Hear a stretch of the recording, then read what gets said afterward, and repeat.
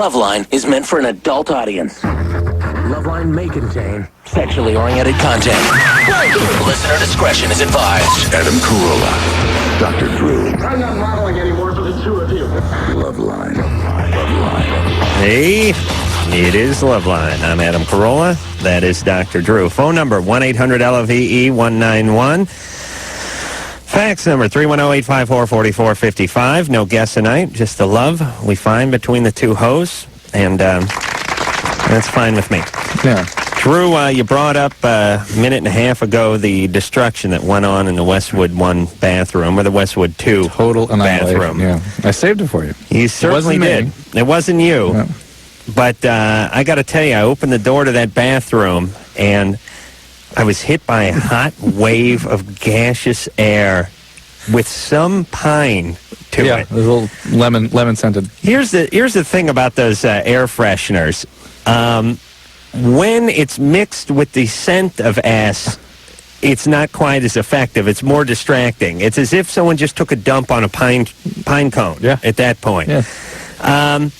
And it's funny, I was thinking, and did you have to shut the fart fan and the door, Drew, to keep it bottled up? You've always regaled us with stories about how much you appreciate this kind of thing. And I thought, Adam will appreciate it. I got it just for him, just in case. I walked into the studio. I went straight into the bathroom. I opened the door. I took half a step in. I slammed the door.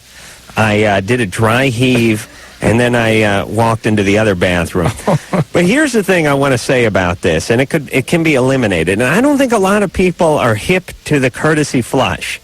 Do you know that, Drew? Yeah. I mean, are you hip to that as a doctor? Do you tell your patients about the virtues of the courtesy flush? No little pamphlets or anything about that, no. Someone ought to post, that's interesting. In the bathroom, I'm just stumbling onto this. Like when you go to a restaurant or something, they'll post those placards that says employees wash their hands. And there's a few placards around, maybe different ones at airports and things like that. They ought to, on the inside of the stall door, put the courtesy flush placard on there, especially at the airport. Please flush immediately. Which is, if you can time it just right, and you know your bowels, and let me tell you, I know my bowels. We communicate. I mean, we are like a well-oiled machine. We're like a quarterback and a wide receiver that have been working in the NFL for 14 years and know each other's tendencies, like, Montana and Jerry Rice. Right. And my anus knows exactly what's going on. It's in constant communication with my lower bowels, which is in communication with my brain, and then my flush hand. And what I will do, if I sense trouble, and I'm in a place where I don't want to, savor it somewhere other than home, I will time the flush right with the offloading of the dukage, and it is effective. Pristine. It will, if you can hit it just right, you can mop up 75-80% of the carnage that would go on in there. Here's the problem, and maybe this is why the airports are so bad. They now have those little sensors in the wall. Oh. You can't actually do that anymore. Is that in the toilets too, or just in the urinals? Oh, yeah. No. It's in the whole, and... Interesting. And there's actually been a movement in the other direction, which is save water. Yeah, but save water, but I say save lives. I think corneas, detached retinas. Did you have to use a corn? Did you have to use movement? Jackass. The point is everyone should know about the courtesy flush, and it should be mandated at work. Yeah. And let me say this, too. At work these days, you can get into trouble for anything. Yeah. You're sitting around your computer and you pull up a porn website. That's grounds for dismissal. Some secretary walks by and you tell her legs look nice. That's grounds for dismissal. What about destroying the bathroom? Shouldn't there be... You're really worked up about this. I'm just saying, at the workplace. I thought you admired this guy. It's not like I busted into the guy's house. I went into the bathroom that I use. So it's funny when the bathroom is destroyed and you try to figure out the culprit. And I think everyone works the same way, which is you start large and you move down. First, you look for the big guy. The security guy we got out here. He's, 6'6", probably goes about 270. That's the first guy I thought of, because I think woolly mammoth. I don't think hamster. I think big. Rhinoceros. Yeah, I think large mammal is what I think. So I start big and I work down. I start with the security guy, and I start putting together possible sort of ass scenarios. Well, let's see. He was standing outside when I walked in, but he could have made it out to the parking lot after offloading. He didn't say anything, but I guess he wouldn't have. He did look a little suspicious. He was smirking as I walked by. Was that? No, that was not you. Then I worked down. Say I worked to the next guy. I think that would be Brad or maybe Engineer Anderson. You know, I go by weight and I work my way down. Eventually, I'll get to the chicks if I've eliminated all men. But women got it made because I'm sure they could do as much damage to a bathroom as a guy could, but they never make the list. They don't make the suspect list. They make the cut. Yeah, I mean, if a bathroom was destroyed and it was one bathroom and there were 3 or 4 guys working and 5 or 6 chicks working around, you wouldn't consider the women. You would definitely go for the guys first. And I guess women can do damage, can't they? Lisa, no? Some. You don't have that kind of anal firepower? Not typically, no. Yeah, but on a good day...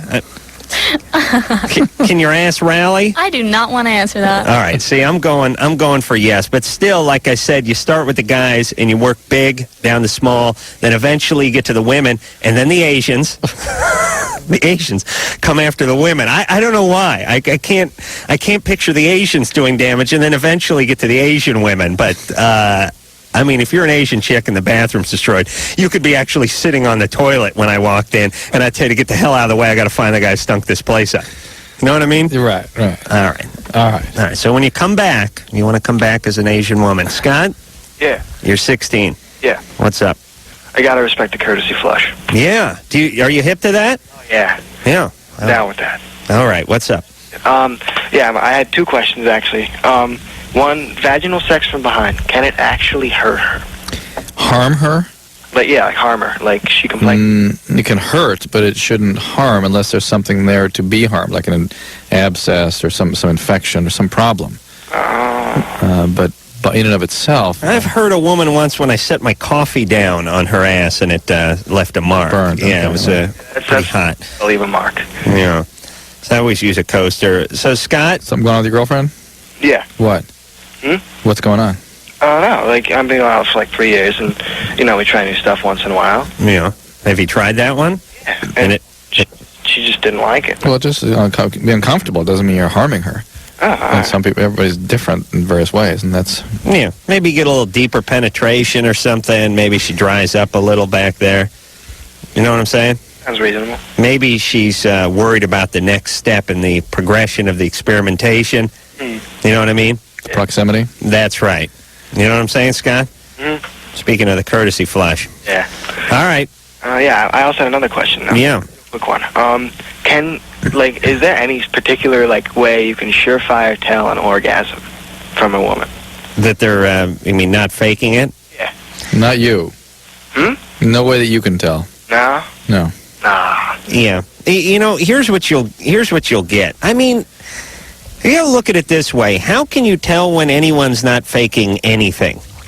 Do you know what I'm saying? Whether they're upset or crying or happy or whatever it is. If someone's excellent, you can't tell. I mean, if you're banging Meryl Streep, you can't tell whether she's faking or not.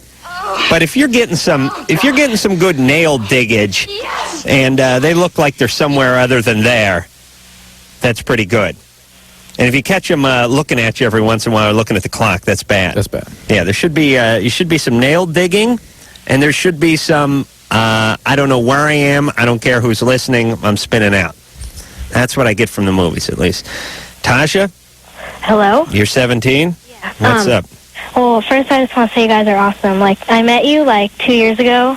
Not like I expect you to remember, but at the concert where Adam, you introduced Drew's kids as the Hanson brothers. Oh, wow. In San Jose. Yeah. Boy, that traumatized the kids. We've not really been the same since then. Drew brought his kids out on stage in San Jose. There must have been 18,000 people, and since they're so cute and blonde, I introduced them as Hanson, and the crowd started booing when they hit the stage.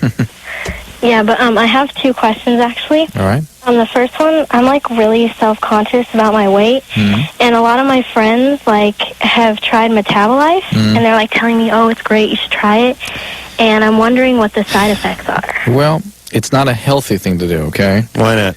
it has stimulant properties in it. It has sort of mawang and ephedra. I'm not sure if it actually has ephedra, but it has those sorts of properties about it, and it can raise blood pressure and potentially increase damage to the lining of blood vessels. It's not a healthy thing to do. On the other hand, being overweight isn't healthy. How overweight are you?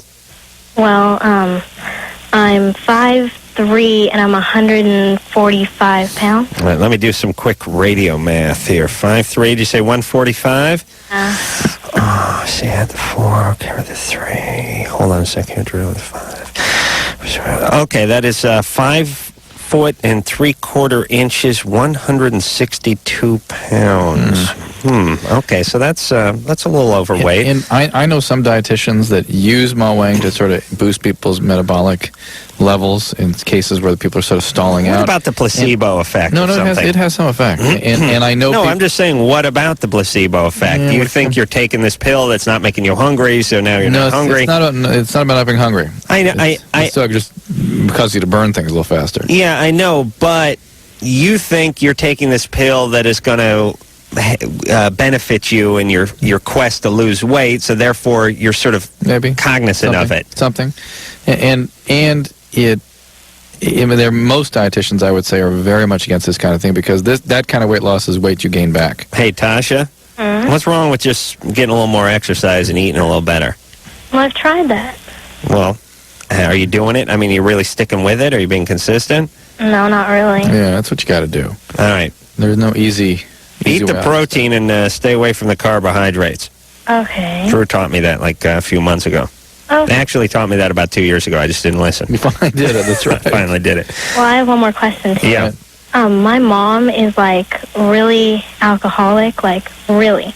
And she's addicted to pot, too. Mm-hmm. And I don't know what to do because, well, my brother has ADHD, so he's, like, hard to deal with anyway. Mm-hmm. And it's just, like, she said she was going to go to rehab once, and she didn't, and, like... You need to go to Alateen, Tasha. Go to Alateen. Take care of yourself. I can tell you from my experience, the one thing that gets the attention of the identified patient, the addict, is the important people around them getting into their own codependency recovery. They basically develop a fantasy that you're going to get better and leave, which is what you'll in fact do. You won't tolerate their S anymore. And they are sort of thereby really awakened to the fact they've got to make some change. Phone screener Lisa and interim producer Lisa, who's the same girl, by the way, says she takes Metabolite. Oh, really? How does that make you feel? Sped up. Yeah, it totally makes you feel sped up. I gotta get some of that. Now, I don't feel the effects so much anymore because I don't really take it much. Because recently I started having some crazy heart palpitations, so I stopped. It's not good for you. Liver inflammation. Were you taking the directed dosage? I was taking like about half of what it says to take. It says like at your peak you should be taking 2 pills 4 times a day. Oof. And I would just take like 1 pill twice a day, maybe 3 times. But I know people that take the full amount, and like you'll do really well at first, but unless you're working out and You'll gain the really, weight back. yeah, you'll either gain it back or you just plateau. Like one of the guys at K-Rock lost like 50 pounds, but now he's totally plateaued because he's not working out anymore. Forget it. Right. All right. Well, like I said, it's really hard to fool your body and Mother Nature. Just eat right, work out, and believe me, it's going to work out. All right. And do the nose candy. Thank you. Was that? I guess. Susie? Yes? Yeah, you're 25. What's up? I just wanted to ask Dr. Drew a question. I saw you actually when you spoke at Garage.com. Oh, no kidding. No kidding. This was a boot camp for startup companies. Right. And it was a room about a couple thousand people. At Garage.com is basically a company that seeds businesses. It funded DrDrew.com. It helped put together the financing. Didn't I meet a young lady from that group? Yeah, at the party. Yeah. Barbara. Looked like a secretary in a porno movie. Yeah, I like that. I was just waiting for, like, I thought it was a stripogram the whole time I was dying. I was waiting for her to peel her glasses off and undo the bun in her hair and shake it out, and pull her blouse open. Turned out it didn't happen. I guess I shouldn't have reached for a blouse. That's too bad. Yeah. Now, anyway, so what did Drew have to say? Anything good? A bunch of witty, smart things to say, which were quite impressive considering the live studio audience he had. So a bunch of business people who were just very uptight. Oh, yeah. Very anxious, yes. Yes, but my question is, I just wanted to know what your opinion was of Dr. Laura. I don't listen to her enough to have a real opinion. I worry about a lot of people in media who present themselves as one thing and don't really have the training or the clinical experience necessarily to get into the material they get into. Yeah, it's everybody but you. It's a lot of stuff. Well, I listen to her on occasion, and Jesus, she's more condescending than I am. Awful. Yeah, she's mean as hell. I listen to her and I go, oh man, this bitch is condescending. And then I think, oh, wait a minute, you're kind of an a-hole yourself. But I do it in a very loving way. You don't pretend to know what you're talking about. That is right. Thank you very much. You just pretend to know see all, but not really understand. So wait, so Dr. Drew, are you saying that she's misrepresenting her? Well, as I understand, her doctorate is not in anything in mental health. What is it in? It's like physiology or something, or so she's just, or geology or something. And yeah, it's like something completely outside the field. And I don't know what, I really can't quite get from what I read what her training is in. And she certainly is not a clinical practitioner presently. All right. But what's the issue? What's the issue? Listen, I don't like any shows where people get that stuff where they repeat stuff. Like they have their show's own saying. Like I always hate it when my child. Yeah, I'm the mother of my children. Is what is this? I don't know what it means, but every time somebody calls in who listens to the show, like you listen to Rush Limbaugh, and like people call in, they go, "Mega super dittos, Rush," and then they call in Lycus, and they go, "How are you, Tom?" And he goes, "Do you care?" Itch. And then you call in Dr. Laura and you go, Dr. Laura, I just want you to know I'm the father of my children. And he goes, thank you very much. Now ask your question. And I just hate that kind of repetitive crap on radio or on television. How about that asshole that says mahalo at the end of every show? Hey, come on, Anderson, please. But Susie, what specific issue? That's my trademark. That's different, man. What are you taking issue with here? No, I'm just taking issue because my parents listen to her sort of religiously, and and they sort of just take into everything that she says, they sort of take as gospel, and I Well, fine. But, here's the whole thing about that is the people that listen to her are, 40 and fine, or 40 and screwed up, but who cares? Well, I'd rather talk to screwed up 15-year-olds and see if you can't stop them from making mistakes. When she gets into areas that I've heard of issues of sort of opinions about, let's put it under sort of a heading of morality. I think she's pretty good, actually. Oh, yeah. But when she talks about clinical stuff, I can tell she's had no experience in some of the areas she speaks in, and it's like scary to me. All right. Well, so that's my concern. She plugs her book, so. But her idea about having sex is just if you're going to have sex, is to make babies. Like, if you're having sex and not wanting to make babies, then you're deluding yourself. Is sort of right. Well, listen. It's all fine for her because her uterus has fallen out 10 years ago. She had her fun, she had her kicks, and now everyone else cannot have sex. It's ridiculous, but it's unrealistic, I think, to tell your audience, "Hey, stop having sex." Well, right. It's not. Listen, if somebody's going to try to make a message that's clear, well, all right, fine. I don't think anyone's going to listen. Yeah, that's the problem. Okay, see, ours is just easy on the anal sex, which is a much more moderate position. All right, Susie, you want anything else? Yeah, I have one other question. Yeah. A friend of mine told me about a contraceptive gel that you use sort of as a tampon that's supposed to work as a contraceptive. Is that a true story? Well, there's gels and suppositories and all sorts of things you can put inside as assistants in contraception, but they are useless by themselves. Not very effective at all. You mean you need to use them in conjunction with something else? With a diaphragm, with a condom, with something else. Devin? Yeah. You're 17. Oh. What's up? Oh, well, I have anal sex with my girlfriend. No, you don't. And you're not 17. Yeah, I am. No. What year were you born? Huh? There you go. You retard. Disqualified? Come on, Tardo. You got to figure out the year you were born before you call and claim to be a certain age, don't you? I'm 17. Yeah, what year were you born? Why would you not think I'm 17, though? Why would you not tell me the year you were born? I'm 1982. All right. It only took you 5 minutes to figure that one out. Why would you not think I'm not 17? Because you sound like you're 13.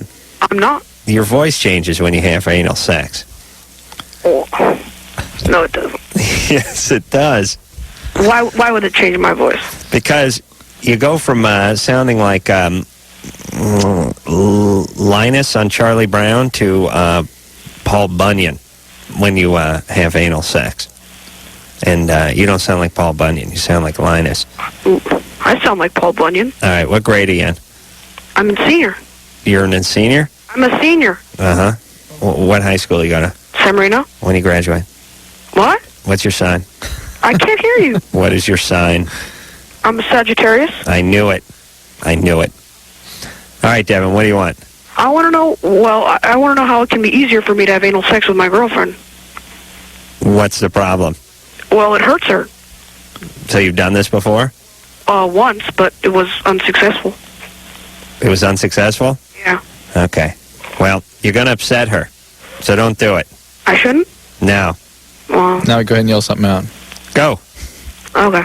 All right, Devin. Okay. All right, take care. Thanks. All right. I don't know. Maybe it was him. Maybe he was 17. I don't know. Whatever it was, I could just tell it wasn't real from the beginning. It's funny. One of the editors at drdrew.com called us like 5 years ago. She won't tell me what she called about. She called when she was at UC Santa Cruz and asked us something, and I wouldn't believe her. She said it was a true question. Oh, really? Well, it happens. Yeah. All right, let me say this, Drew. I just came up with another fabulous idea to go with my courtesy flush placard on the inside of the door of the restroom. You've been sort of ruminating, cogitating about this ever since the show started, huh? No, this doesn't have to do with that. Huh. This is something else. This involves the human anatomy. Uh-huh. It seems to me there should be a third input between the vagina and the anus. That's sort of an intermediate. You know what I'm saying? A hole? Yeah.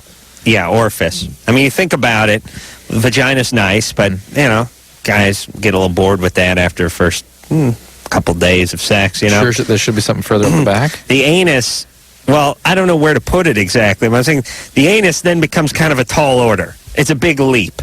You know what I'm saying? I see. It's big. So you're going from the vagina, and the girl's like, yeah, I'm all right with that. And then you go, all right, well, let's step it up to the next level here. Let's go for the anus. And they're like, no. Too much. Too big a jump. It's like from running from first base across a pitcher's mound to third base. Right. I say there needs to be a second base in there. A little bit tighter than the vagina, you know what I'm saying? But not quite as puckery as the anus. And without all the sort of negative implications of the anus. You know what I'm saying? And a nice stepping stone to the anus. Something a guy could sort of cut his teeth on. A woman could feel comfortable with. You know what I'm saying? So I see the really attractive female would be one with a rectal fistula. Right. That is the rectal fistula is the is that a hemorrhoid? It's like a erosion that goes from the rectum out through the skin. Oh, really? Something you could get in? Mm-mm. Something I could get in? Mm-hmm. See, we're starting to work together, Drew. That's good. I set you right up. I underhanded you that one, and you just knocked it out of the ballpark. All right. I'm going to work on my third orifice idea with Drew's Marks-a-Lot board during the break. When we come back, we'll speak to Candace. She's 17, was denied sex, and has been crying and freaking out ever since. She wants to know what's up with her. We'll tell her after this. We'll be right back with more.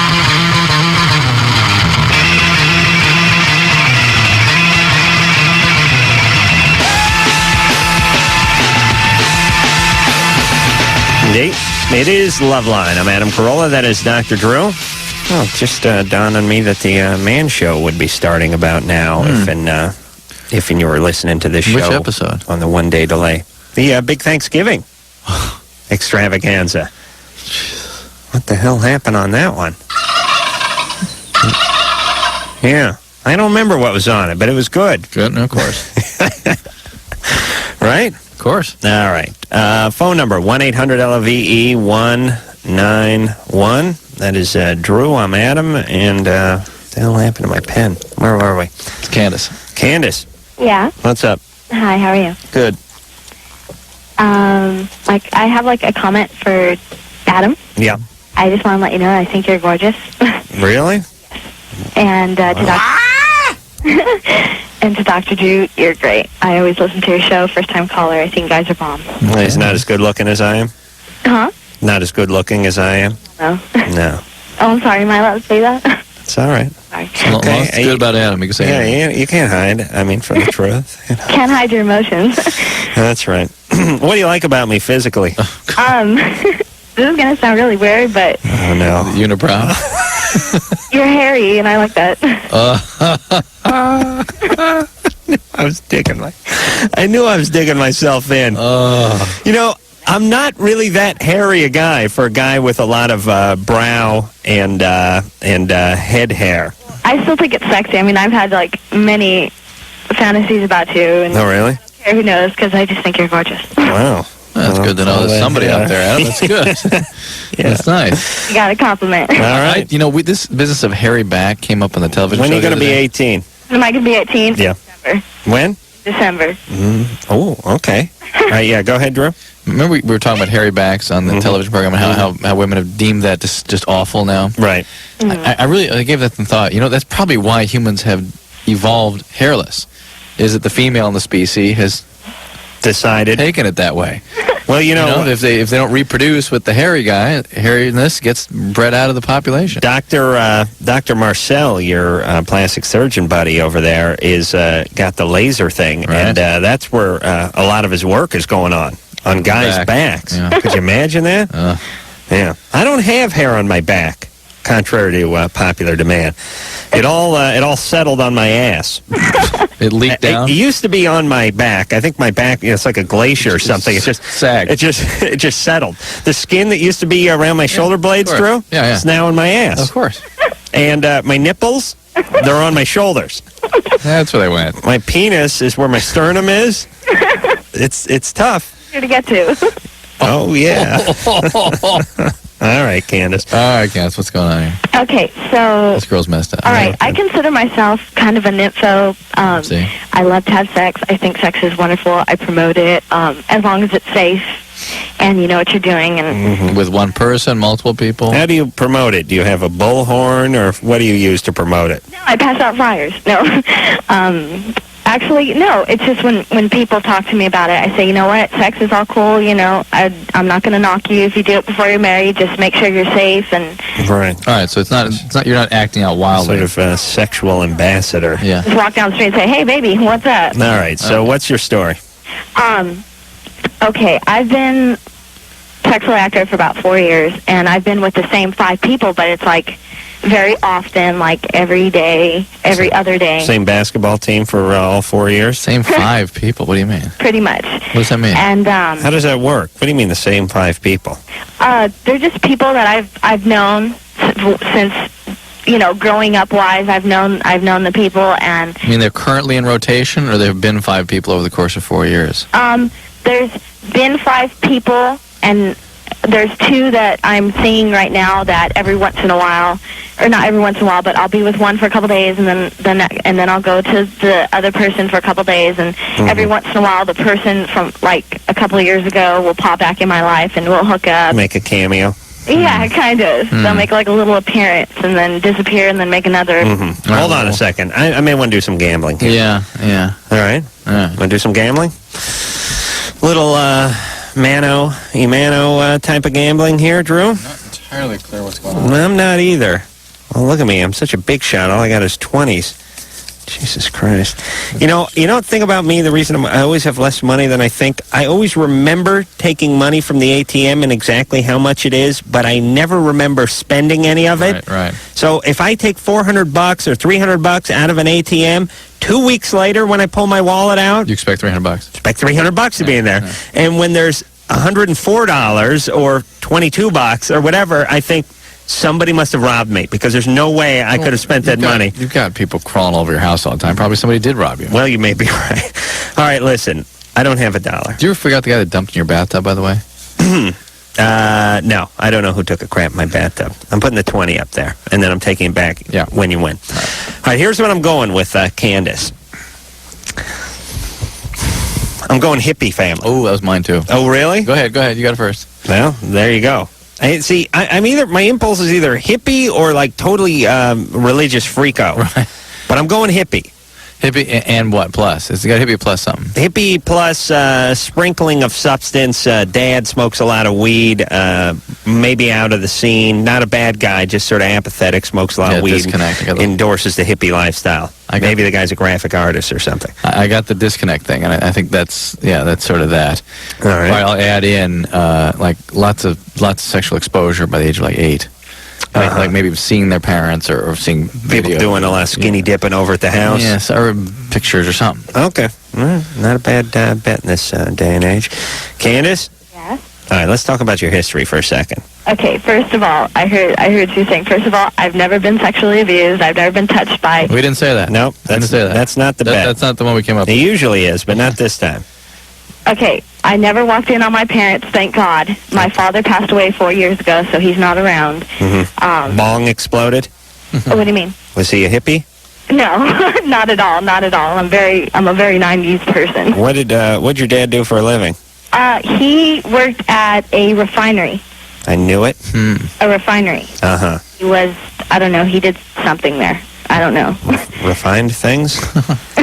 Does that mean you work in oil production? Yeah. No, he worked on the computers at a refinery, like shipping. And, All right. What'd he die of?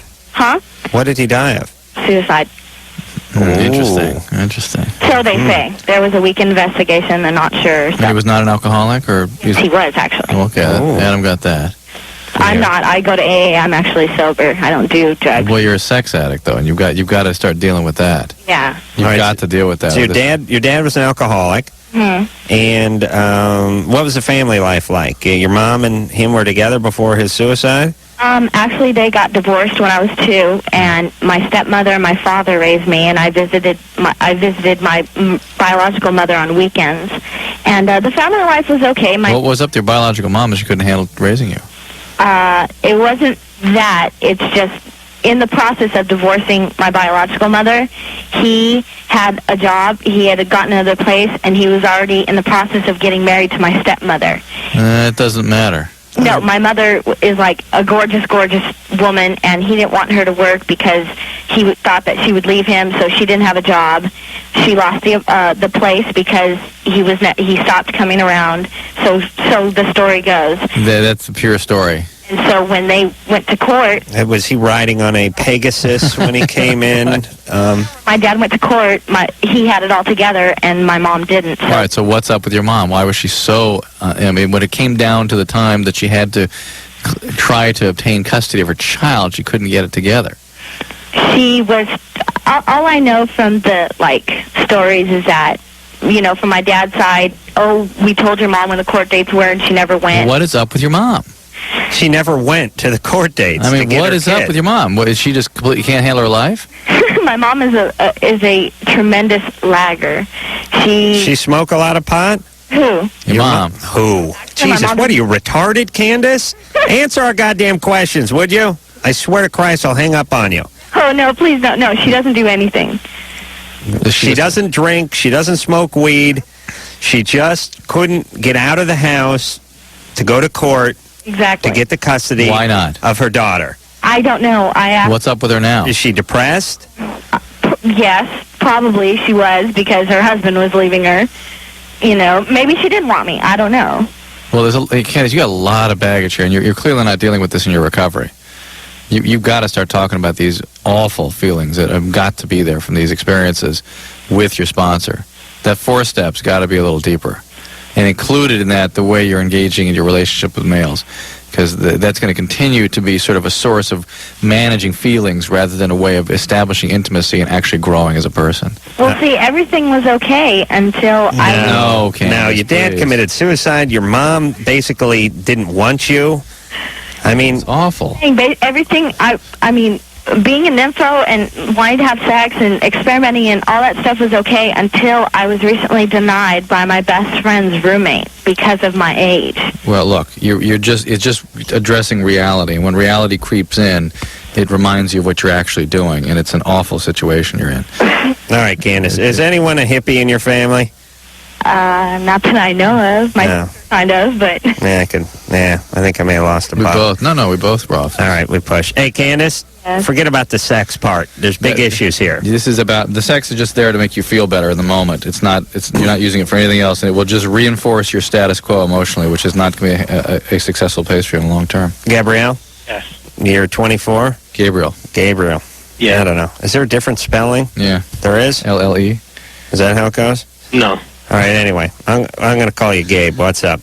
I was calling to see, I want to get a vasectomy because I don't want no more kids. I have 3. You have 3? Yes, and I want to know if does it shrink, make it smaller, and does it... Make your penis smaller? Yeah. No. Time, No. Do you think? Time or what? No. No. Your penis grows. Apparently gives you like a unbelievable orgasm the first time after you've had your operation. That's why I've had 26 of the procedures. And it can sometimes not work. Of course, there's the infection and bleeding, those and complications of anesthesia. But beyond that, it's a pretty safe procedure. All right. When we come back, I think we should talk to, let's see, 28. What about number 1 there? Okay. Huh? Yeah. Huh? What? Yeah. What's this one? I saw boobs. Hold on. Jen? Yeah? You're 15? Yep. Your sister's 28-year-old boyfriend is staring at your boobs? Yeah, like, he comes... How big are your boobs? Huh? Are they big? These. These? Yeah. Wow. But, yeah. All right. Like, he'll, like, come over and, like... Stare? He'll stare. Yeah. Well, that's what guys do when they see D's. Hold on a second. No, that's all right. But that's not it, so... Yeah, you want to talk? You want to confront him, or you want to confront your sister? See, that's not the only thing he does, like... Uh-oh. All right, well, then hold on. If that's not all he's doing, then we'll get to the bottom of it. If it's just looking, I was ready just to say, oh, hell, ignore him, go to the other room, put a bathrobe But on. yeah, we also need to talk to her about, maybe this is her first experience with this whole thing that she's going to have to deal with for quite some time. I bet she's had other similar experiences in her tender 15 years. All right, we'll be back. Loveline, 1-800-LOVE-191. Back in a minute. Well, it's worth hearing.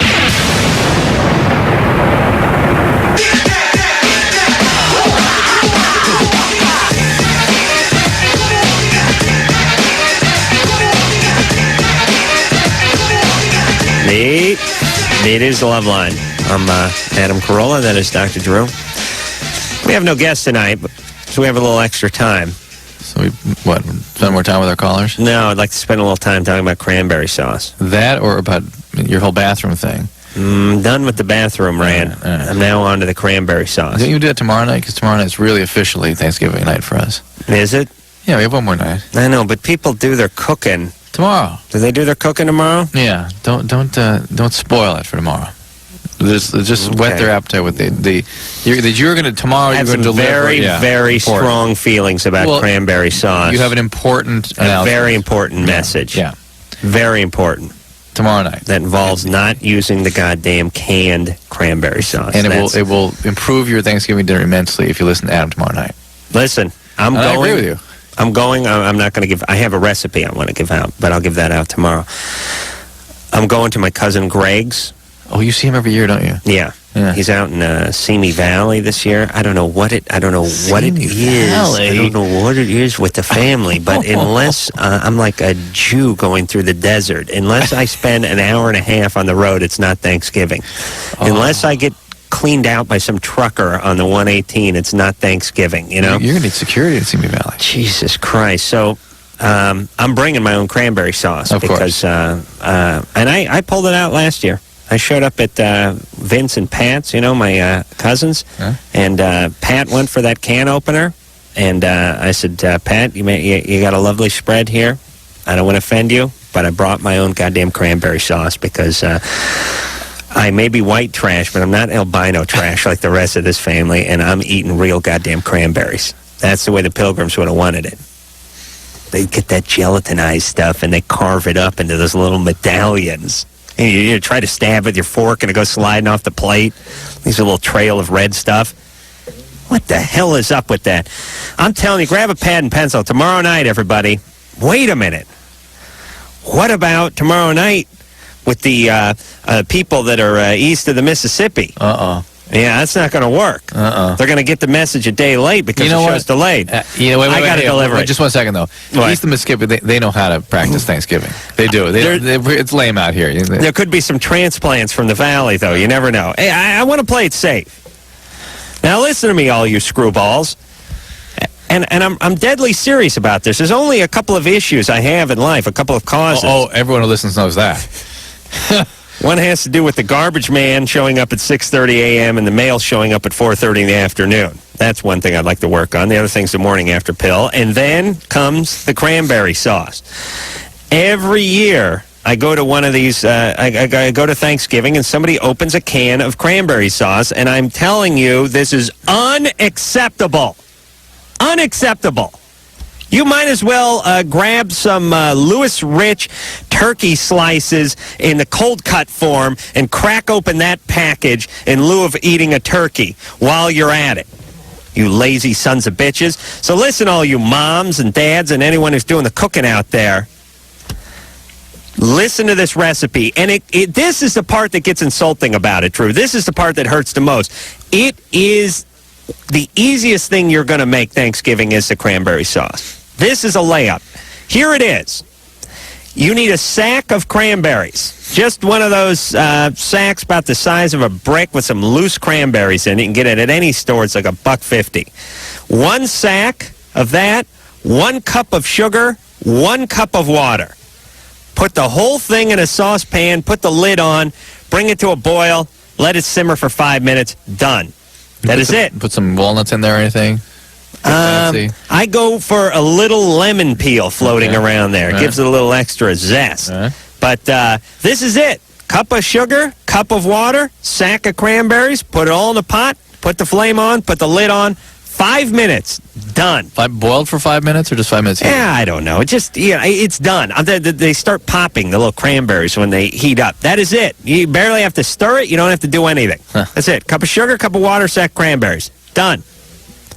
Please, opening that can. The temerity. Man, am I insulted. And usually by then I've had a couple glasses of wine in me, and the insults start flying across the table, and then it gets dicey. Jen? Yeah. You're 15. Yep. You got, what'd your parents do last year for Thanksgiving? They opened some cranberry sauce? We did nothing. We just, actually, I don't know. We don't have cranberries. You don't have cranberries? I just copied down your recipe, so I'm going to make it. Did you? Yep. God bless you. Yep, I'm going to be making it. All right. And more importantly, not only will Jen be making it, but hopefully Jen's kids will make it one day, too. Yes, I'll pass down the recipe. Thank you. Bring an end to this travesty. Yeah, my God. What's up, Jen? I was talking Oh, to yeah, you got with the boobs, right? But listen, you shouldn't be cooking with those boobs. You should have help. All right, so you have a D-size cup. Yeah. And your sister's 28-year-old boyfriend stares at you. Yeah, and also, like, he'll look down at my pants, like, at my crotch and stuff. And this last Halloween, we went to a haunted house, and he was in front of me, and he reached behind me, and he's playing with, down there, and I hit him, I don't know what to do. Hit him, that's right. That's what you do. Really? How old is your sister? Big mouth, and I'll yell at people, like, I don't know why. No, it's good. It's healthy. How old is your sister? She's 25. And she's 25. Yeah. All right. Does she have some... She has 3 kids from before. She has kids? Yeah. Yeah. Man, did I smell some kids there.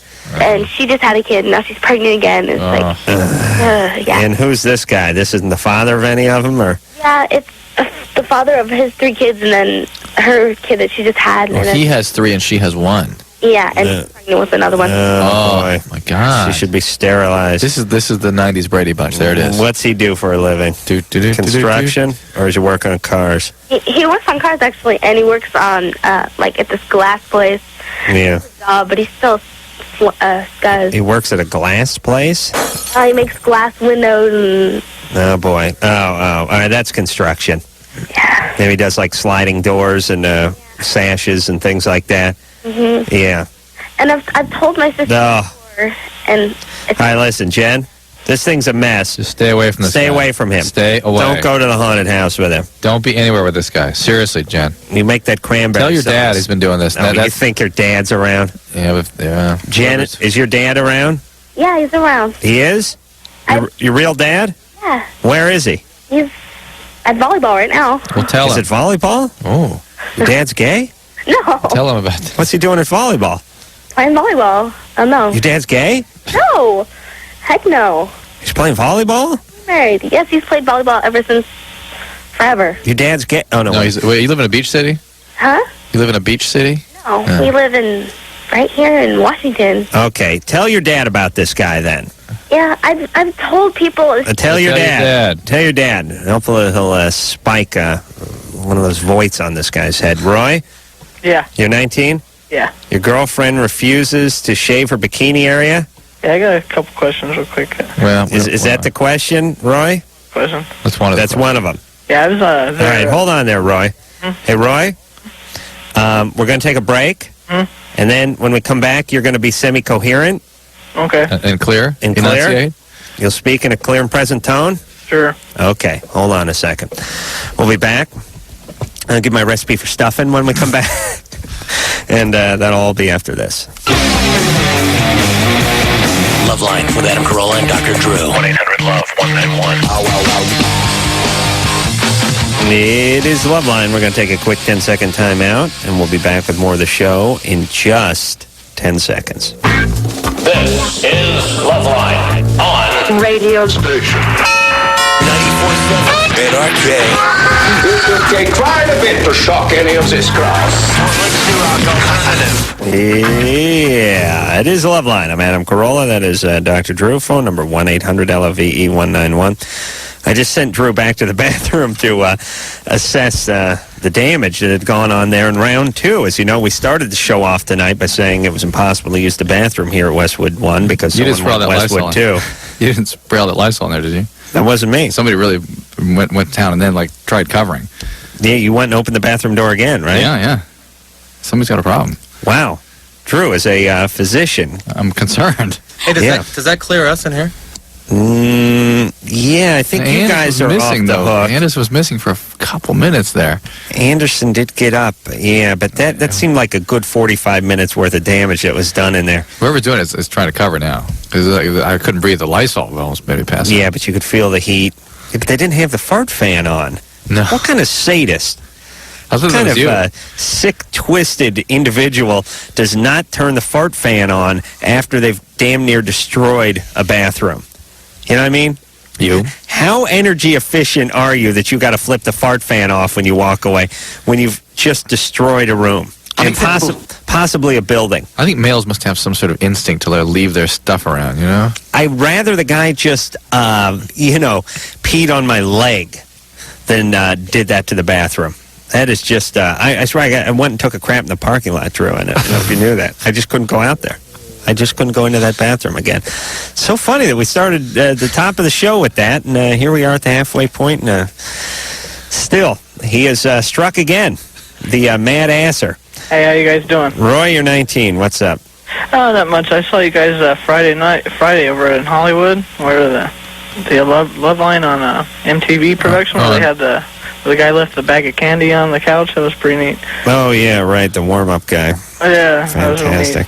But I had a question. Yeah, my girlfriend been with her for about 3 months, and she's not down with shaving downstairs.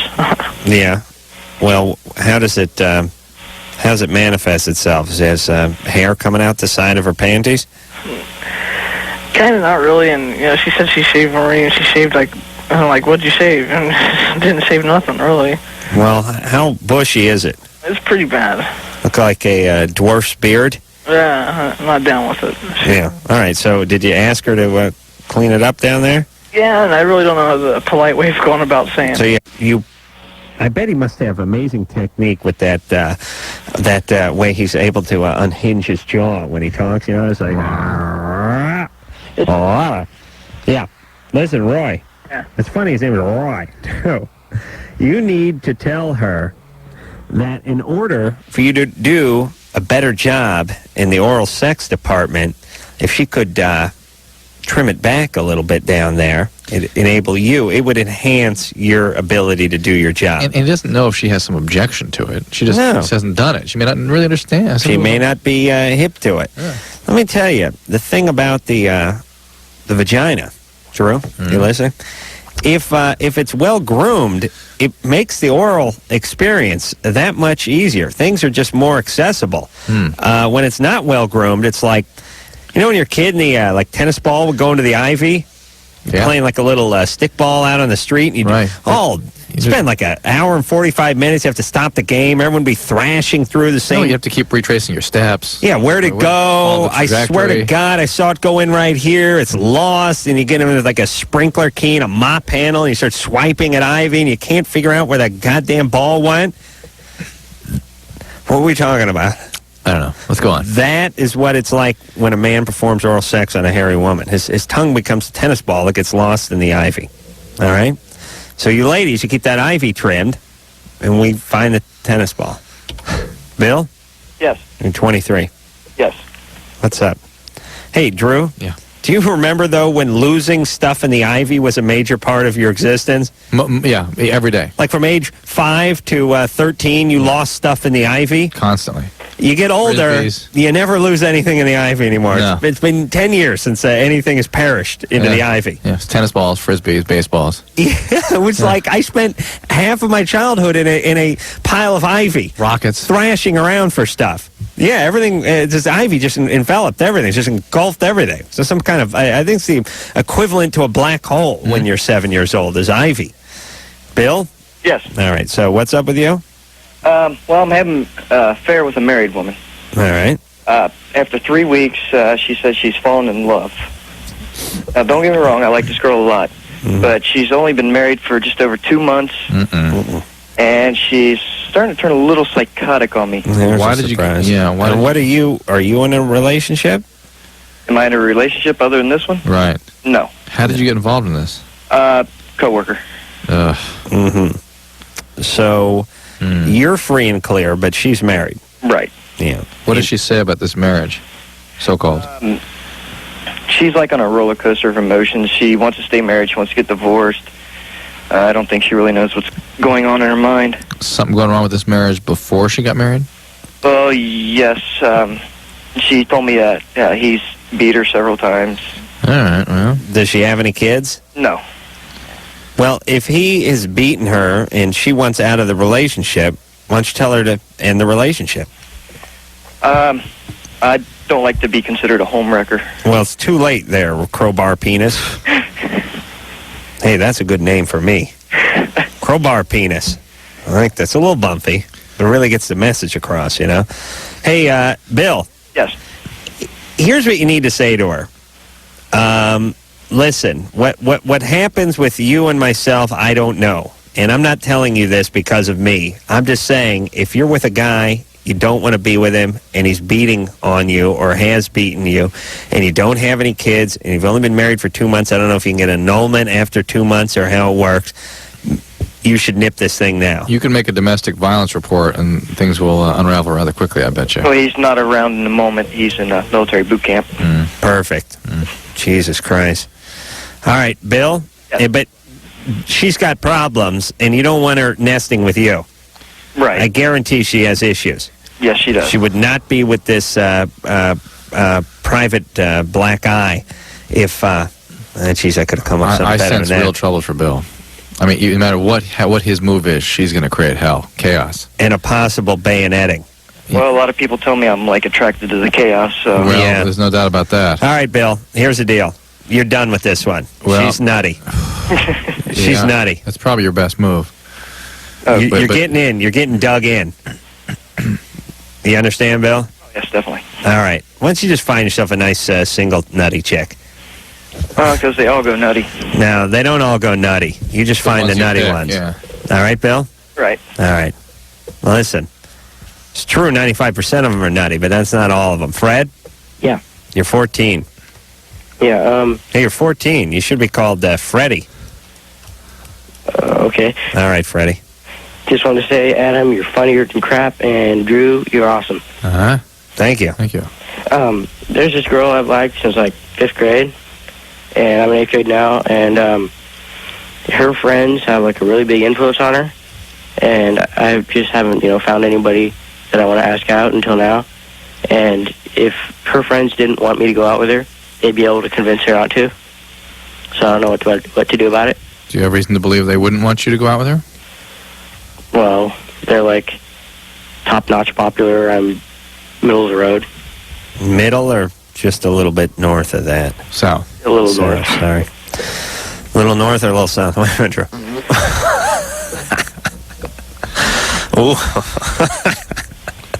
The problem is with me farting now, Drew, is I dump so much talc down my pants before I leave the house that the farts first off, they make a cloud, and secondly, they smell like talcum. This is puff. Poof. They should smell like fartum. Raunchy. Yeah. Hey, Fred. Yeah. Listen here, goofball. If this chick likes you and you like this chick, you should go out with her. And she's not going to listen to her friends, and I don't know why her friends would try to talk her out of you, but it will be a nice excuse you can use to sort of ease the pain if she doesn't want to go out with you. Listen to Adam's story. Sounds like Fred is already setting himself up with this. Yeah, but Adam had a popular girl choose to go out with him, in spite of her friend's wishes. That's true. Remember? Yeah, I had my friend. It's funny. I just looked through the window at Anderson, and he was laughing, and I thought, hey, maybe we're actually entertaining someone here on the premises, and I realized he's watching television. Oh, the man show? Oh, man show's over. No, it ain't the man show. I don't know what the hell. Simpsons, I was watching The Simpsons. I should have known better. Let me tell you something about this show. Nobody's less entertained than the people that are in the Westwood One building. And more specifically, our staff. Producer Ann, I haven't seen her teeth in 3 years. And I'll tell you, when I look through that window and I see somebody smiling and chuckling and looking generally entertained, it's disconcerting. Right, so whoa, what's going on? But I was a little surprised, but it turned out Anderson's watching television. Yeah, but that's not fair. I'm laughing all the time. All right. He looked genuinely entertained for a change, and I realized he it was The Simpsons. Yeah. So he's watching The Simpsons. Which episode, Anderson? I love those Simpsons. Homer just bought Marge a gun. Oh, that is good. And I'm reading it. It sounds off, but it's just as funny when I'm reading it. All right. I'll have to tune into that. Hey, Fred, what the hell are we talking about? Oh, yeah, here's what happened to me. Esty Chandler. Actually, back then her name was Esther Chiladenko. She was hot, though. How did she change her name? She became an actress or something. Oh. Well, just change it to Chandler. Right. The only thing... Shut up, Fred. I'm telling a story. Esty was... she was kind of cute, although she blossomed later after she dumped me, but she was still kind of cute in 7th grade. Blossomed? You mean she ballooned up? No, I mean she got better looking later on in her high school career, and of course wanted nothing to do with me at that point. But the point is when I was in the 7th grade, she liked me and she liked my friend Chris. Chris was the guy who got all the chicks later on in life. It was right. There's those points in your life when you start turning a corner. Maybe you come to a crossroads. Someone goes this way, you go that way. Yeah. It's like me and my friend Chris, we were great buddies. We still are. And we're best friends from maybe the age of 10 on. And we're sort of equal in like the chick department until we got to about 14, maybe 15. And then we came to that crossroads. And his sign said Poontangville. And mine said Whackville. Whackville. Yeah. That's... That is right. We got to the fork, and I said... it's like two ships took off. Yeah. One way and with the other. See you, buddy. All right. And we can still be in touch, right? Yeah, give me a call. You can use my toothbrush. I'll let you borrow the toothbrush every once in a while. Yeah, thank you. So, but anyway, this is right when we got to the fork. And Esther, she called, and she said, listen, it's between you and Chris, because one of you is going to be my boyfriend. And you know what? I like Adam. All of my friends think I'm nuts. They tried to talk me out of it. But I like Adam.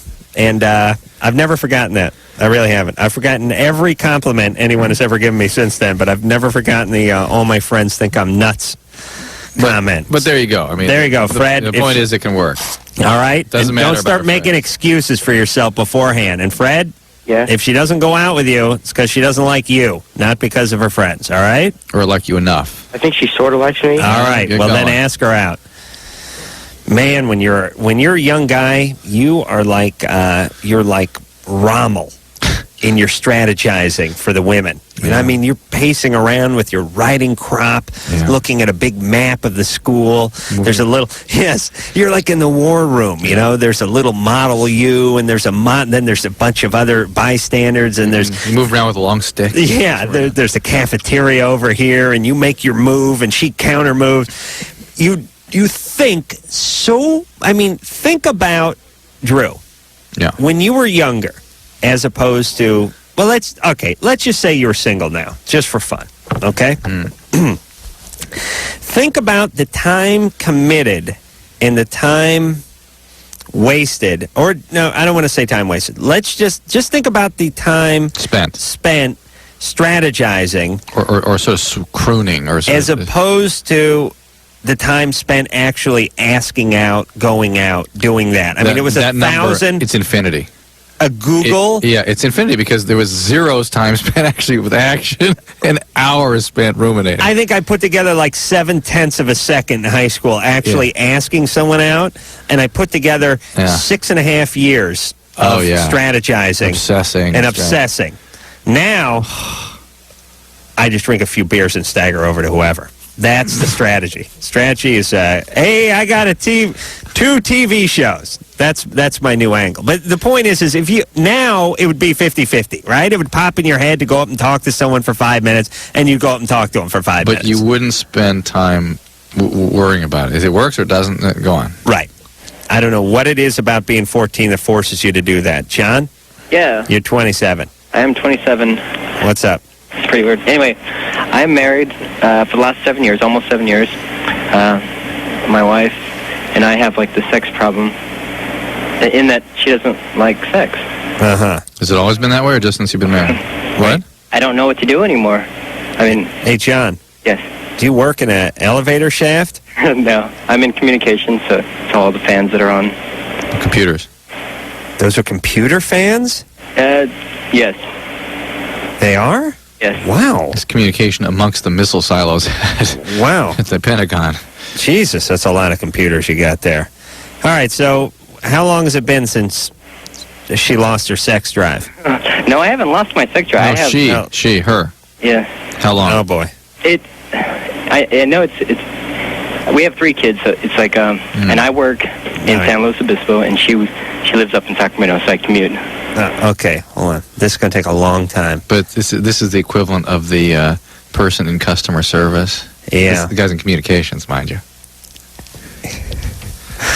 Hey, John, listen very carefully. Put your good ear up to the phone. How long have you been married? For almost 7 years. Okay. How long has her sex drive been screwed up? Probably since we first got married. How about before that? We had 6 months before we met each other, and then we got married. So, how was the sex drive for that 6 months? It was the same it is now. So she just is a sort of non-sexual person. Is she on medication? No. Is she? How often do you have sex? Let's see. I don't know. Sometimes we've gone 2 years, or not 2 years, probably like, I'd say 16 months. We went a whole year last year. With no sex? Yes, no sex at all. How about some oral sex? I'd say about a month ago. No, but what's the longest stretch? With nothing? It's during the same time. Okay. 16 months. Yeah. Oh. We're having sex and we're having oral. Listen, you could kill her. No court in the land would convict you. Couldn't you, Drew? You know the law. All right. Boy. This needs a little work.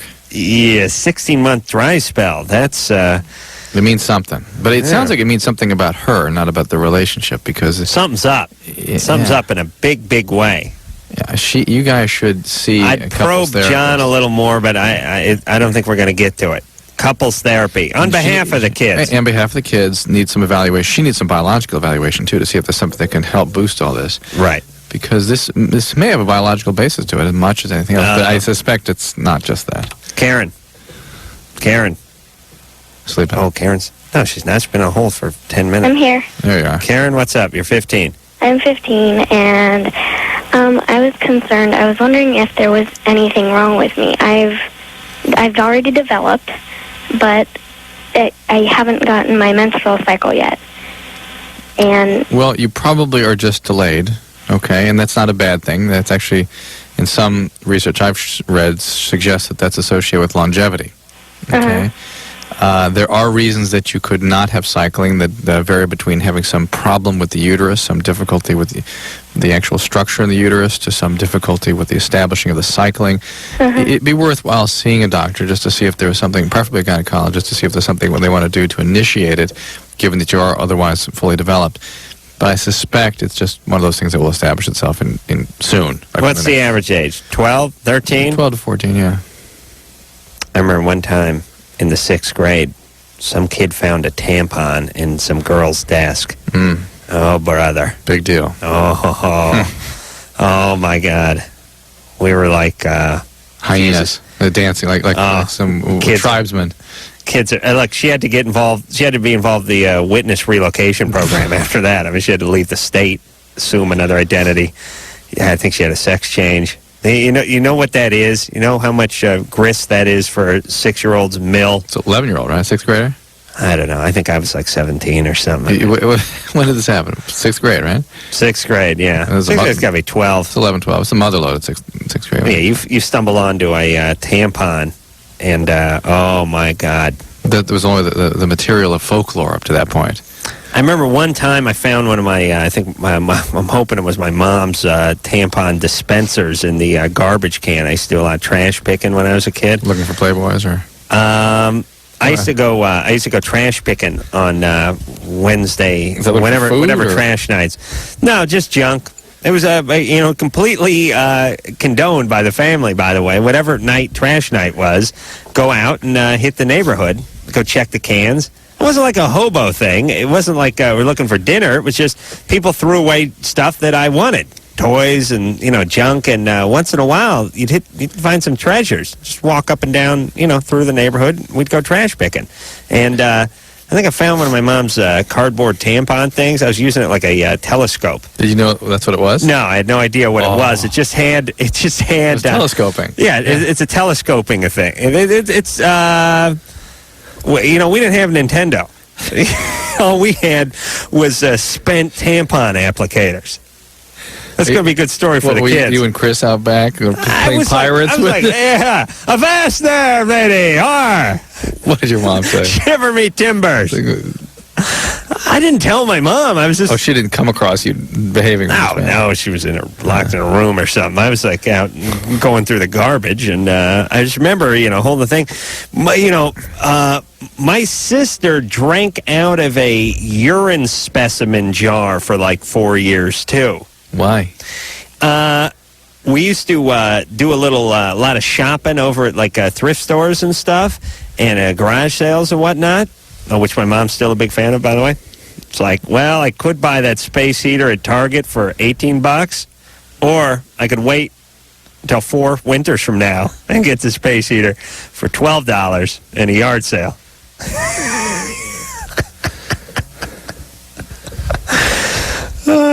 Anyway, my sister found a jar that she liked. It was like cool old style urine sample jar, like a beaker. Yeah, like a beaker. It's like it's graduated. Right. It has all the numbers real on thick, it. It was kind of hexagonal in its shape, walled, and it's real thick walled. It had a little pour thing at the top. Right. And she found that thing at some kind of thrift store or something, and decided this was cool, and this was going to be her cup. Mm-hmm. Like when you're a kid, you get like assigned a cup. Right. This was her cup.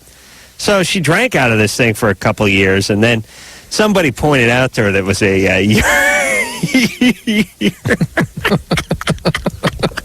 it was a urine specimen container from like turn of the century or something. Jesus Christ! I'm looking through a tampon. She's drinking out of a urine thing.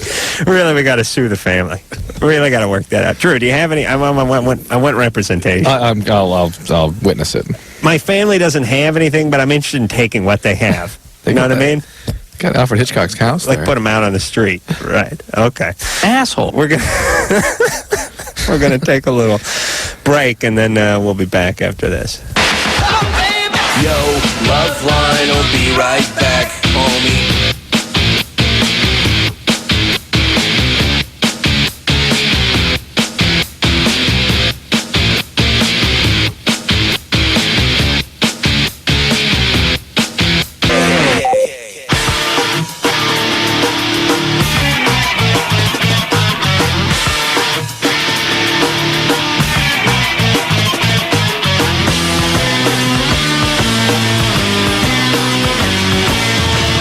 Loveline.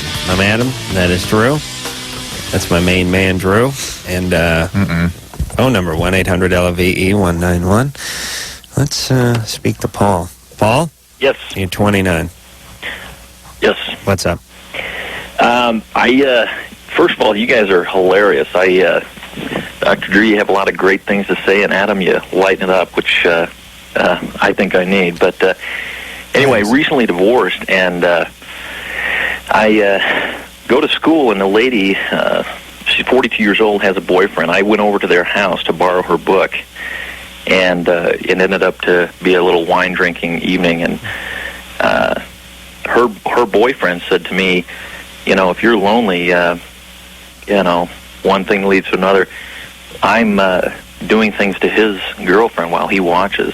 And I'm just wondering, the day after I sober up, I'm thinking I should probably be feeling pretty horrible about this. And You're studying what? I'm studying. This is junior college. You say you're a classmate? I'm going back to school. What for? Just the degree of business management. Yeah. Is this junior college? No, it's University of... one of those places. Yeah. Phoenix. Remember they named the Abraham school Lincoln. after a guy? Herb's school? Yeah, Herb's college. Right, okay. So she's there too, and you went over to her house to borrow a book. Was there any sparks between the two of you before this? There's a lot of sexual innuendos during class. Sure. She told me that I did something wrong. She said, I'm going to spank you. And I said, well, aren't we supposed to enjoy that? And, right. All right. So you're divorced, right? Yeah.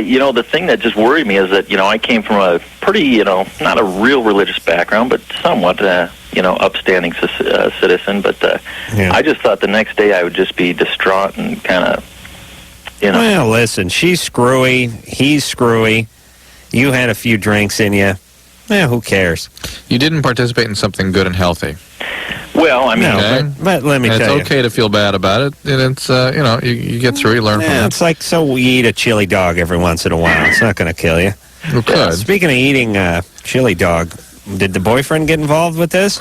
At the last part, he wanted to get oral gratification from her while he wanted to see me have intercourse with her. How'd that go? It was really weird. I was never fully erect. Yeah, well, it's a lot of pressure. Yeah. I can barely have sex with a hooker just alone. Do you know what I mean? Yeah. But if her pimp is standing there, I'm just going to sort of equate it to a real-life situation. Yeah. I can't focus at all. Yeah. And that's weird. And here's the thing, too, about the second penis being brought out in the sexual thing. You don't know. To me, it's like you're driving and a guy's cleaning his gun in the passenger seat. You cannot concentrate on the road, right? Yeah. You're waiting for the penis to go off. Yeah, it could go from her mouth into your ass. You don't know what he's going to do. You know what I mean? Yeah. I can see that being a little nerve-wracking. And what does this guy do for a living, this boyfriend? Actually, a pretty well-to-do guy. He's invented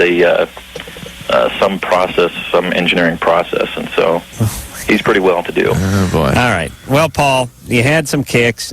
You Stay away from story. them. You had a Stay few away. drinks. Then. Let's just stay out of Stay it. away from them. All right? All right, thanks. Really, you're going to have to fight to stay away, I bet, too. Yeah. She's going to be coming Yeah, for they him. won't want him back. He couldn't. He was a little flaccid. Nick? Oh, hello. Hey, you're 16. What's up?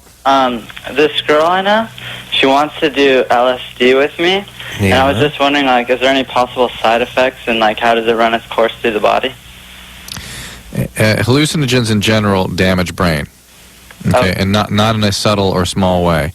How much you have to do to get real significant damage that you would notice it, nobody knows. Okay. But certainly if you've done more than 30 hits, you're going to have mood problems the rest of your life. And if you still see trailers, that's a marker for people having mood disturbances. It is a significant toxin to brain. Okay. And it can change your personality, it can change the way you think, it can change a lot of things permanently. The most delicate, the most important organ you have is your brain. It's what you spent the last 16 years developing. You want to F that up? That's the way to do it. Call playing Nintendo and watching cable developing. Well, if that's the thing. What else are you trying to preserve with survival itself, except your brain? This changes that. I should have put a bigger emphasis on the brain when I was younger. Oh, and older. I forgot about it. All I did was bang my head up against stuff. Yeah, LSD is a very treacherous substance. People are choosing to do it. I don't understand why, given we know this thing called excitotoxicity, when certain pathways are activated, the cells drop out and configure differently or die. Yeah. And I mean, it's not like drinking alcohol where a few cells are killed as a result of the alcohol. This is major disruption. All right, well, let me say this, Drew. As I was telling you during a commercial break, I think when we were taping one of the 365 TV shows we've done over the last 15 to 20 minutes, I was telling you that I have done mushrooms on, I think 3 or 4 occasions in my life.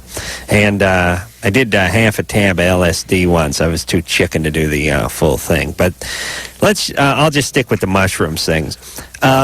I don't remember too much of my life, really. It's not too many days that stand out. There's the time I looked through the tampon applicator when I was 11 years old in my backyard. And there's the time I saw my sister drink out of the urine sampler. Only one time? And then there was a time that Esther Chilidenko told me all her friends thought she was nuts because she wanted to go out with me. And then the other time was the time I took mushrooms. I remember those days. And as Engineer Anderson brings up, I remember the 100,000 times I looked for a baseball in an ivy fence. But then there was the mushroom time. I remember that. I mean, I was unlike any day that I've had. And the thing about your days is they kind of turn into one big one. I mean, different people, different experiences, but same feeling, same thing. You know what I'm saying? Right. This takes you and pulls you off the planet for a half a day. And for me, and I was an adult, and listen to me when I say this, because I'm being truthful about this, but I don't want everyone to take this the wrong way. I never did anything until I was an adult. That was A number 18, one. 20? I probably did mushrooms, first time was probably 20, 21, 22, something like that. And then I did it again, like 27 or whatever, or 25 or something like that. But point is I wasn't 14 or 15. I was 21, let's say. As you put it, the cement isn't dry. The potential to disrupt normal brain development is higher. Yeah. Well, again, I was either doing construction, labor, or cleaning carpets at the time, so I didn't think it was going to be a big factor in my life. Your brain. Yeah, I could have went schizo. Wouldn't have mattered. But let's put it this way, just not interrupt your thought, but it's your mood. It's how you feel about living that gets affected. Right. You could feel lousy the rest of your life or feeling good in a few moments. Right. Well, you could. That can happen. It's possible. Yeah. Probably not.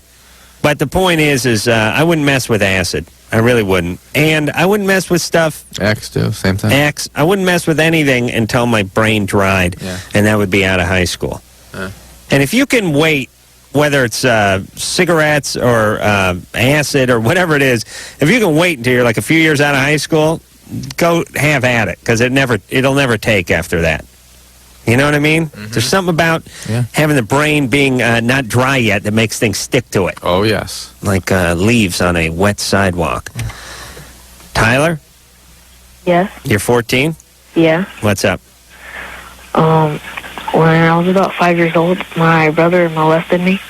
Perfectly normal, perfectly healthy. No. No? Okay. No. What's going on in the background there, Tyler? Taking a bath? What do you mean in background? Do I hear water? Oh, yeah, that's my fish tank.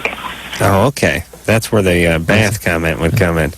All right, Tyler. My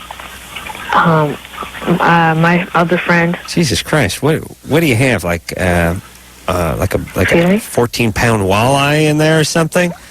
Crappie? What do you got in there? Sea bass? How big is that fish tank of yours? It's like an 84 quart fish tank. 84 quart?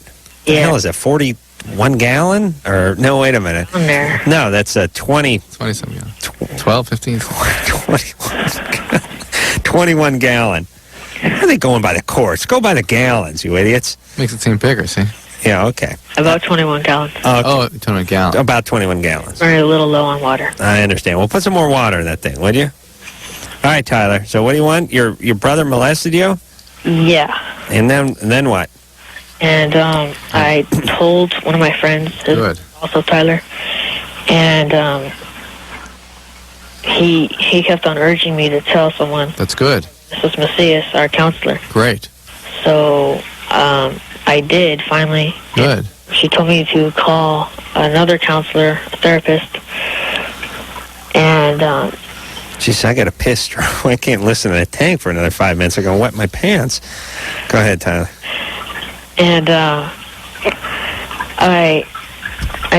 was talking to the therapist, and I'm supposed to go in there tomorrow morning. Good. And the thing is, I'm worried about is my parents knowing.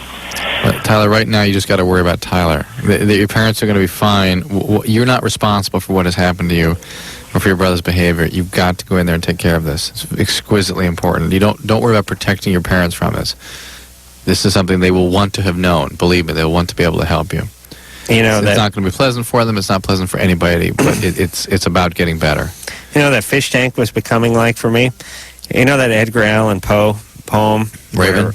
Is it the Raven? Yeah, where he buries... Oh.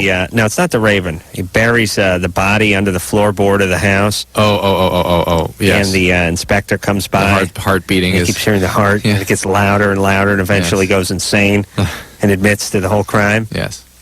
That's what was going on with me in the fish tank. Except I couldn't hear the question anymore. The tank just got louder and louder and louder.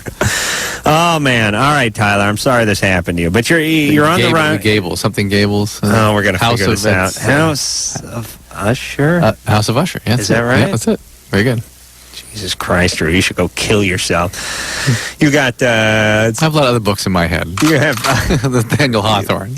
You've got like $7 million invested in your education. It's not Edgar Allan Poe. You sure? All right, let's look this up. Right. We got to get it. But House of Usher may be Hawthorne, but when I'm talking about the floorboard, I think that's Poe. Okay.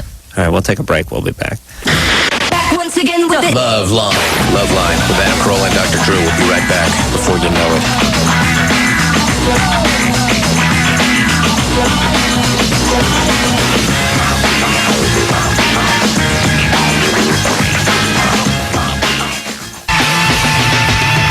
Yeah. All right, here's the show, everybody. The Telltale Heart. Edgar Allan Poe. Thank you. We were arguing about that going into that last break, and it jumped into my head. Drew was looking it up, but did jump into my head, I think. Well, actually, Anderson may have started me a little. He was talking about the Raven. Oh, that's right. Yeah, but knowing he was wrong helped me. When I heard Anderson say it was the Raven, it cemented my Telltale Heart theory. Ryan? Yeah. All right, you're 17. What's going on? Yeah, I have a little problem. It's not really a problem, considering I like to do it, but I like to stick exotic foods up my anus. Oh, all right. Has to stick what up his anus? I was yawning. Salad foods. Salad foods? It's BS. Oh, okay. All right, where the hell are we? Jay? Yeah, hi. You're 17. That's right. What do you like to put up your anus? Nothing in particular, really. All right, we're going to move on and speak to... Come on. Jay, what's up? All right, I've been going out with my girlfriend for a year now, and we've tried to have sex over a dozen times, and it just is not working at all. What's the problem? Well, I put myself inside of her, and after, I go so far inside, she has so much pain that she can't bear it, and then I have to take myself out. You couldn't give her a wooden spoon to bite on or something? No, it's just like she literally jumps off completely. Interesting. Mm-hmm. Is there a lubrication problem? No, we tried different lubrication, different kind of condoms, everything. Is there an anatomical disproportion there? Huh? Is there a mismatch in your anatomy? Maybe. I have no idea, but... not obviously. Are you hung? Huh? Do you have a big dick? Yes. Okay. Jesus Christ. Hey. All right, so you're big. And she's small. Is that it? That's what it seems like. That's what we thought, but... All right. Well, listen, that may be part of it, but that's not all of it. Yeah, that's what I was thinking. This is that can be really purely conjecture, by the way, but I do think that ain't all of it. So there's something psychological going on, huh? Well, I'm just saying... little women have been with big guys before. Right. And it happens all the time. I've seen it in the movies. So the point is she's a little tense about things, and he's a little girthy about things, and together that ain't a great combo. I'm really impressed how much the medical literature is finally catching up with the fact that pelvic pain and pain with intercourse is often associated with sexual abuse. And so if you can't find any sort of medical reason for that, you always have to worry about that history. Jay, does she have anything like this in her history? Not that she's told me about. All right. Any suspicion? Huh? Do you have any suspicion? I don't. I don't think she's been fine most of her life. Is she, only takes 10 minutes. Yeah. Does, 5 with me. Is she a virgin? Yes, she is. She is. Has she had a pelvic exam recently?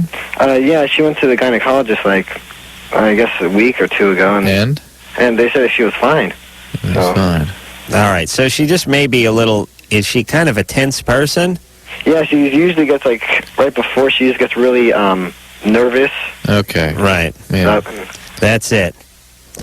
Drew, seriously, short of drugging the victim, I mean, your partner, is there I got to stop doing that. What can they do? I mean, she's 17. I mean, wouldn't a hot bath and a massage, shot of NyQuil, you know what I mean? She needs to relax. Yeah. Yeah. I mean, what do you think about this, Drew? What do you think about this hypothesis? The big penis, it's not the size of the penis, it's its intimidating effect.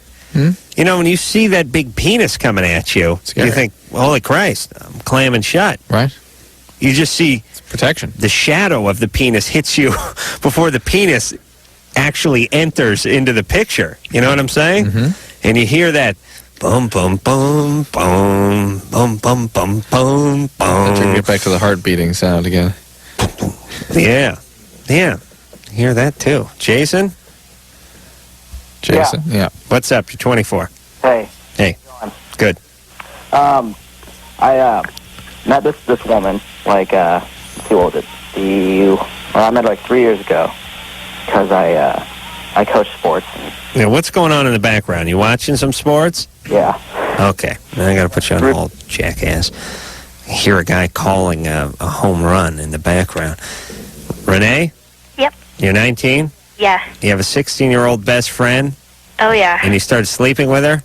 No. No? She started sleeping with her boyfriend after about 3 weeks of dating him.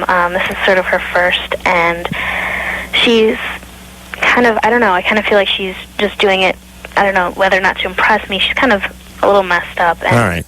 Well, what do you care? Why are you hanging around with 16-year-olds when you're 19? She's turning 17 tomorrow. She's a youngin', and I just turned 19. We've been best friends since we were 2. All right. And I don't know what to do about her because I know she's not using protection. And what's the nature of her messed upness? She kind of came from an abusive family, and kind of has, she had an eating disorder because just more of mental abuse from her. Has she been in treatment for that? What? Has she been in treatment for eating disorder? Yeah, she got treatment, and okay, why don't you encourage her to stay with that? Hey, Renee. Yeah. Are you a big gal? No. No. Why yes, that. Just playing a hunch. 5'2", 100 pounds. I consider that overweight. I consider that grotesque. Oh, yeah.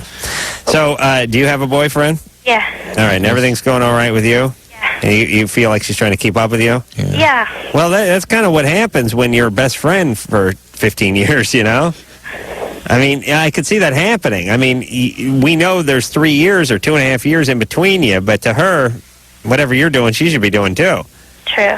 All right. Well, just tell her you're concerned and make sure she doesn't get pregnant, okay? All right. Get her the morning after pill if nothing else. Please. Jason? Okay, you're 24. You've turned down the television. Now what's up? All right. Okay, so I met this lady, and she's 18 years older than me.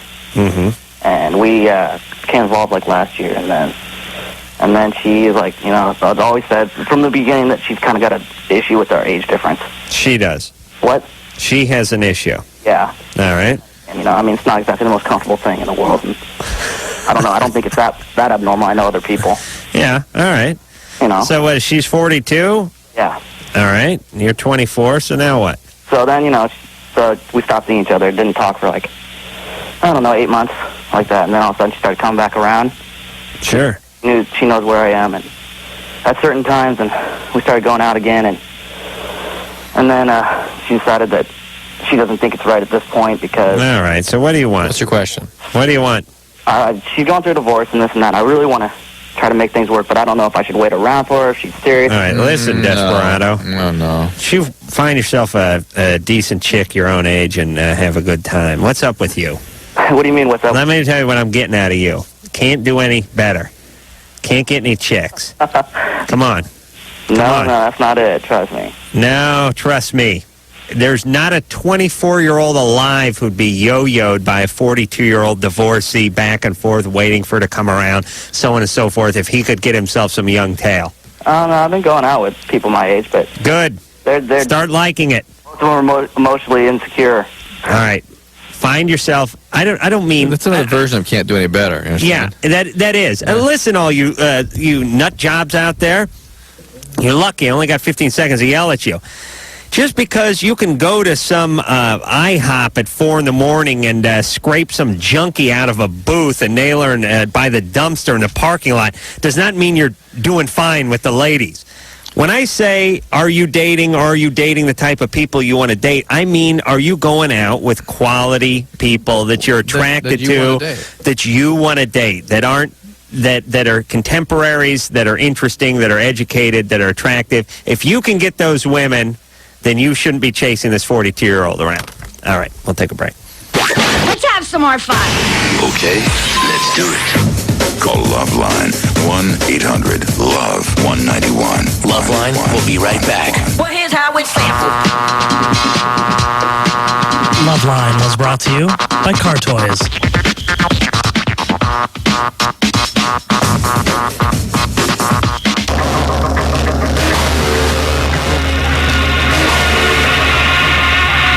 No rhyme, no reason. All right, there you go. We're out on time. What do you say? I'm happy. All right, so until next time, this is Adam Carolla for Dr. Drew saying mahalo. Well, now. This has been Loveline. The stuff expressed on Loveline is not necessarily the stuff of the staff, management, sponsors, or anyone else, including Westwood One Entertainment. Loveline is produced by Ann Wilkins Ingold. Now, please enjoy these birds.